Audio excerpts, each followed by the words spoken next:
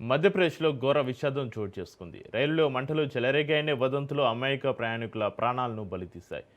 హేతంపూర్ railway station సమీపంలో ఓ express రైలులో అగ్ని ప్రమాదం జరిగిందన్న ప్రచారంతో భయాందోళనకు గురైన ప్రయాణికులు చైన్ లాగి రైలును ఆపేశారు. ప్రాణాలు కాపాడుకోవాలనే ఆందోళనలో కొందరు బోగి నుంచి దిగి పక్కనే రైల్వే పట్టాలపైకి వెళ్లారు. అయితే అదే సమయంలో మరో ట్రాక్పై వేగంగా వచ్చిన ఆ రైలు వారిని ఢీకొట్టడంతో ఘోర ప్రమాదం జరిగింది. ఈ దుర్ఘటనలో ముగ్గురు మహిళలు, ఓ చిన్నారి సహా నలుగురు అక్కడికక్కడే మృతి చెందారు. పలువురు తీవ్రంగా గాయపడగా వారిని సమీప ఆసుపత్రిలో తరలించి చికిత్స అందిస్తున్నారు. ఘటనా స్థలికి చేరుకున్న పోలీసులు, రైల్వే అధికారులు సహాయ చర్యలు చేపట్టారు.